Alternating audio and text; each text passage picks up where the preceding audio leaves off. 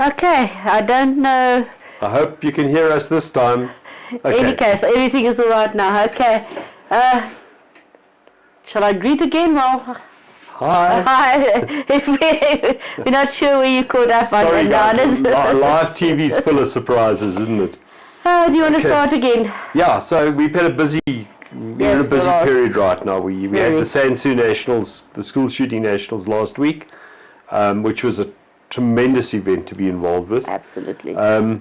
And tomorrow, Hannes and I just got back a little while ago from Vonnerbijl Park, where we were positioning the trailer down at Hippo Creek for the Compact Grand Prix over this weekend. Compact is a brand of clay target shooting.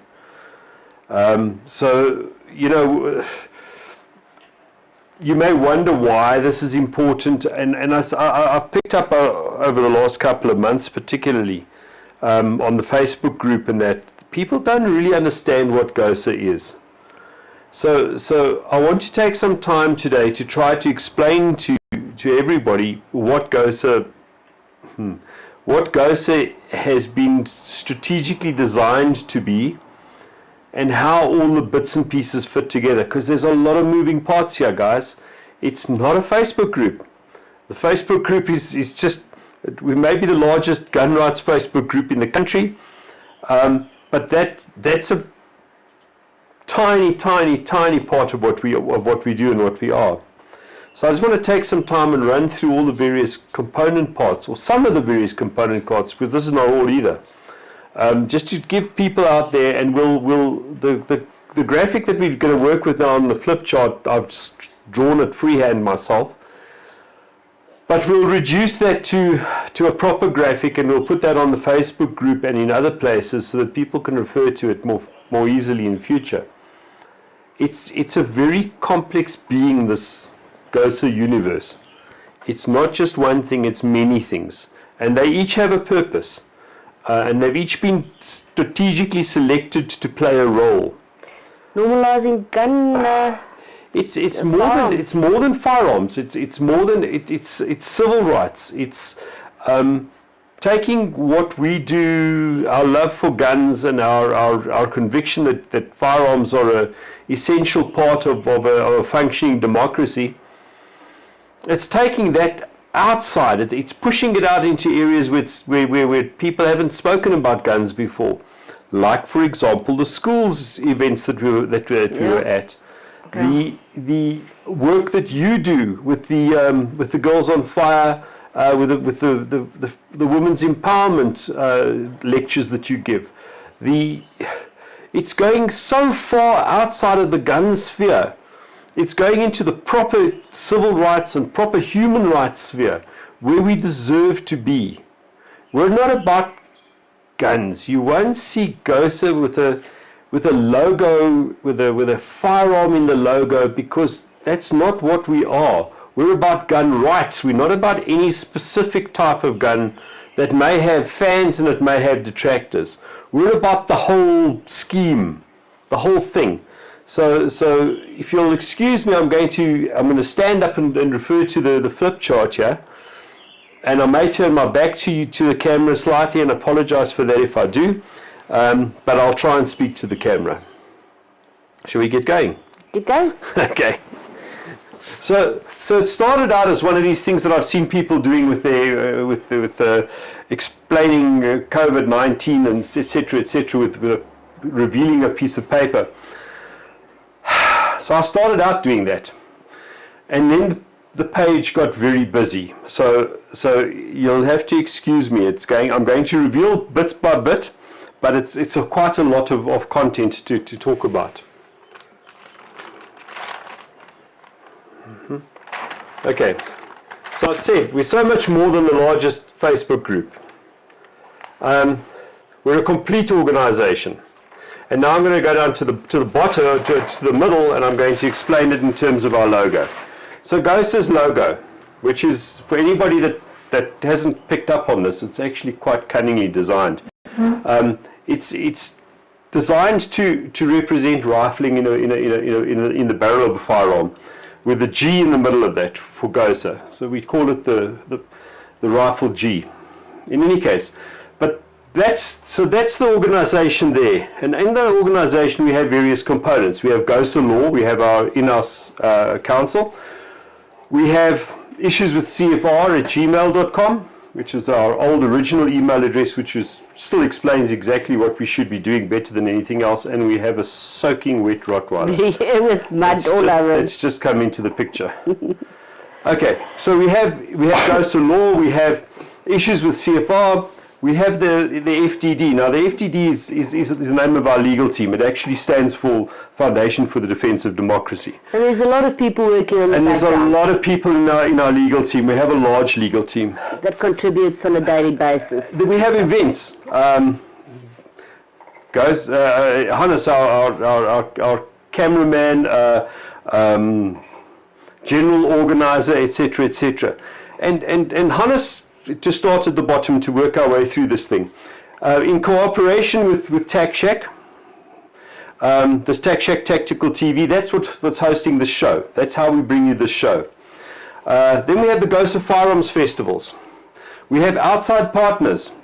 The Compact Grand Prix that we're at this weekend, the PRS Nationals from last year, the SAPREF, all of these people that we work with in GOSA events to take our message out there, to bring it to other people, not just sitting at home behind we're not just keyboard warriors. We don't just sit behind a computer and chat about things online. We're a real organization with real components that work out there in the outside world. It's like with the Sansu people, we actually reached in the far reaches of all of the provinces. Thousands and thousands and thousands of people that otherwise don't know about guns, couldn't care about gun rights, live on farms in the Northern Cape, but their kids are at school and shooting air rifles. And through the kids at school shooting air rifles, we get a hook into them, you know. So, all right. So let me go. So that's the GOSA organization as it is, and GOSA as an organization addresses Parliament. We address the Civilian Secretary of Police. Hugely successful thing that we did in June. When the Civilian Secretary of Police was having this whole series of bilaterals with all of the organizations, we refused to take part. We said to the CSP, sorry, you guys have got the whole thing backwards. You are now consulting with all of the organizations to tell them or to get their input on the Firearms Control Amendment Bill.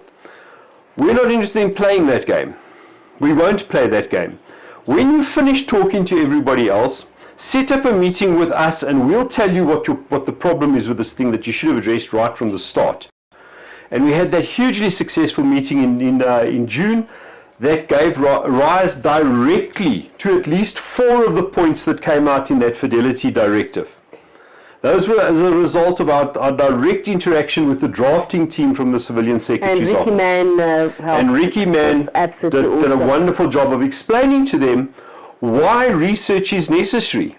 You know, the Civilian Secretary sat with that Wits School of Governance report for years and years and years, and the Wits School of Governance report told them exactly what they needed to do.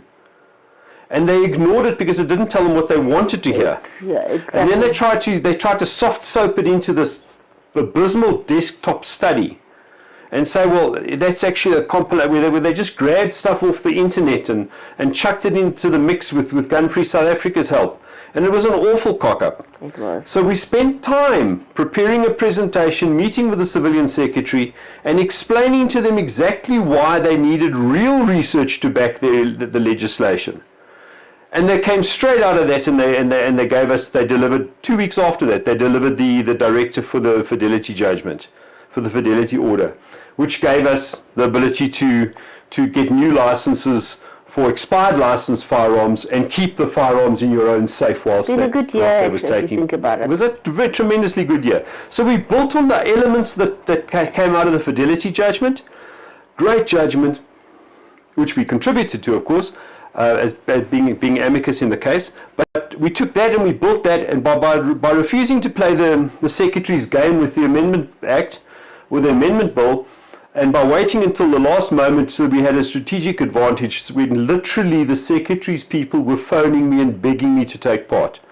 We went in there and we were very helpful. We didn't try and talk down to them. We explained to them exactly what our fundamental problems were with the research which they presented. And that changed their minds significantly. You could actually see their minds changing in the room. It was amazing. Anyway, so that's one of the things we do. The hijab case is also coming on. That's another big thing, and it looks like we're probably going to be an amicus in one of the cases that a person is already... Remember we spoke about the hijab with the face, etc., with the Muslim ladies?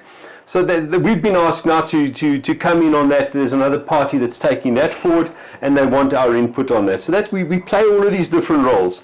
Then, of course, we have the massive, the logo seems a little simple, but the Girls on Fire. A massive, massive, massive effort for women's empowerment, for anti-gender-based violence. It's given rise to, we've trained, Lynette has trained thousands of people around the country. She's addressed many thousands more, and the Rottweiler's playing catch. And the whole floor looks like a swamp because he's been in the pool. Sorry. Okay, so the Girls on Fire. And out of the Girls on Fire, the annual Top Shot event and the handgun workshops that Lynette primarily hosts on a regular basis. Also out of the Girls on Fire, we have the two campaigns, the Victim No Longer and the I Am Every Woman campaign. Crucially important. A crucially important leg that GOSA stands on. On the other side, we have the much maligned Gun Buddies program. Now, back in 2015 in Parliament, there was a huge hue and cry from the minister, etc., who was at that stage Nathi and Tetwa. Huge hue and cry about, oh, but firearms, they kill so many people in schools and blah, blah, blah, blah, blah. And I said, look, Mr. Minister, we're not responsible for that, but we will take responsibility. We will accept responsibility to train people to not be shot with firearms. And we started something there, and the name is, we've sort of like haven't figured out a way to make the full name work, but we registered every version of Gun-Friendly South Africa, including GFSA.COSA, that we possibly could write there in the room. And the idea was supposed to be to start a program in schools of firearms safety training.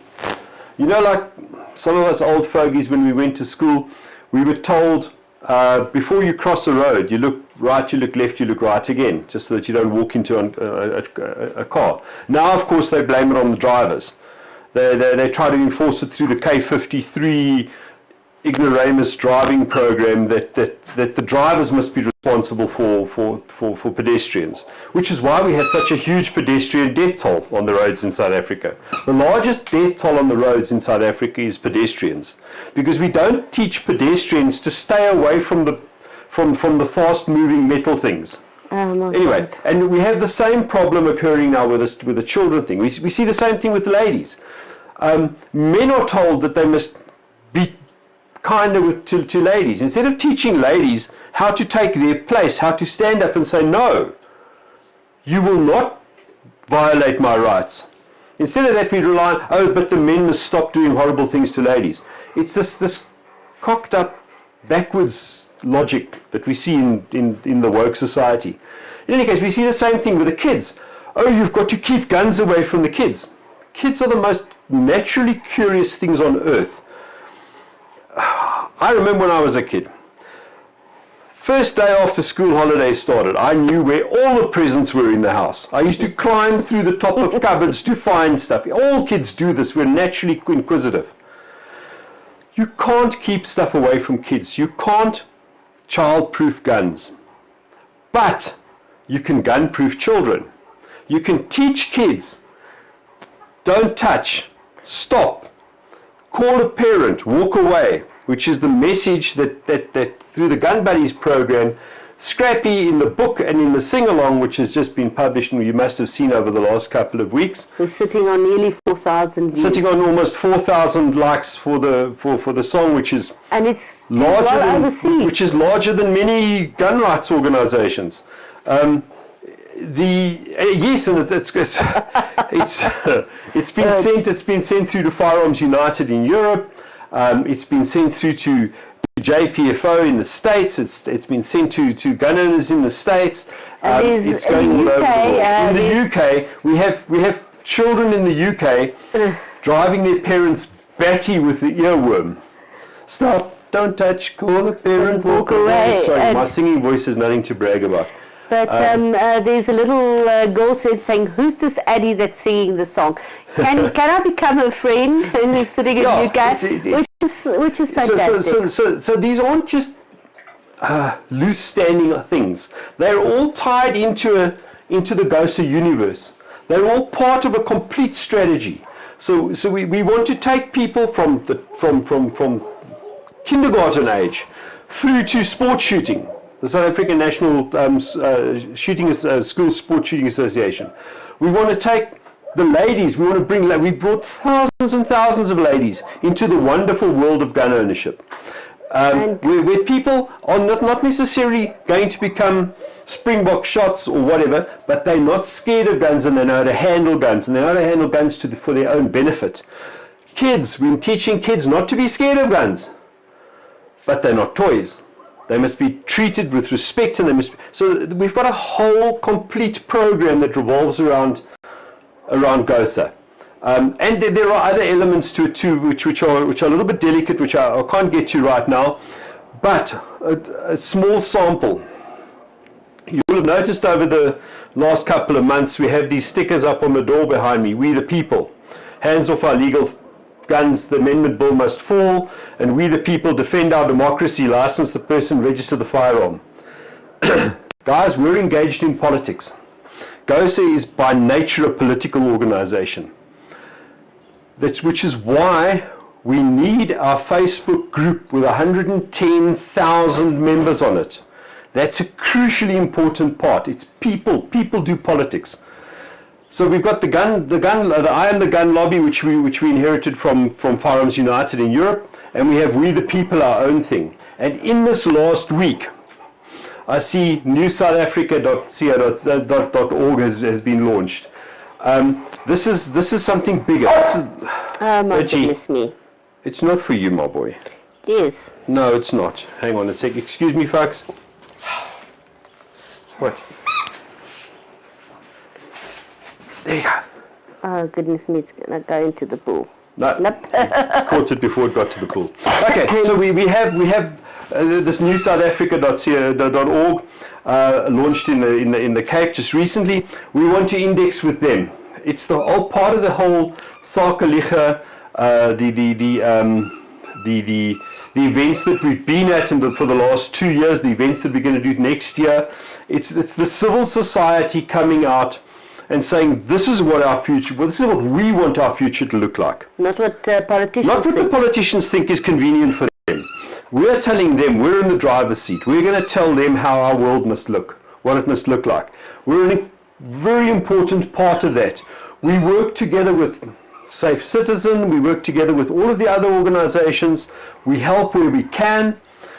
We extend a hand of friendship to all of them. We try to bring them with, but this is our focus. Our focus as a gun rights organization is to move into the civil rights sphere and to act for human rights in this country. That's where we have to be. That's where our future lies. We're not just a simple organization. We have multiple different facets, and they all work together. We've brought them all together. They all fit into a cohesive unit. That's who GOSA is, guys. And if you haven't been, the way you can contribute is becoming a member. Sure. And there's all kinds of... Be an active citizen. Be an active citizen. Be a member of GOSA and other people. We don't care. We give everybody else as much help as we can, as we possibly can. We have to, as citizens in this country, we have to take responsibility for moving our entire country forward. Absolutely. And the membership give you a lot of advantages. A lot of people didn't know that you have a 24-hour helpline, yes. Which goes directly to our in-house counsel. To GOSA Law, our in-house counsel. And she will be able to put you in touch with somebody all over the country, wherever you are from, if you need somebody at 2 o'clock in the morning. We have a number of law firms that work with us that are spread around the country that have a national footprint. And Jurgens Bakker for one. And so we can put you in touch with lawyers closest to you. They have branches in Durban and in Cape Town and in Johannesburg and Pretoria. And we have other people. People that know about the legislation. Know about the law about firearms, because the firearms law is not divorce law. It's not property, it's not tax law. It's not. So if you've got a tax attorney, he's probably not going to give you the best advice. So we can guide you to the people that can give you the best advice. And we obviously do help with motivations and follow up to the CFR and stuff like that. As I said, that's a huge part of what we do is the motivations and the appeals and stuff like that. And but it's such a small part of what we do in total that it doesn't even find space on the board. But yes, that's what GOSA is. GOSA is this multifaceted organization. It's a universe. Everything hangs together. Everything helps everything else. And we're here to help you. Yeah. So you can phone in any time to speak to Cynthia Tsele if you have any questions. Josh, apparently she's no relation. And the guys are available to help you with any small or big questions that you have in and around firearms. Exactly that. Okay, anything else? Guys, I think that's all I've got to say. Yeah, we're going to be at for 2 days at in Vonnerbijl Park area. Yay! And meet some of the other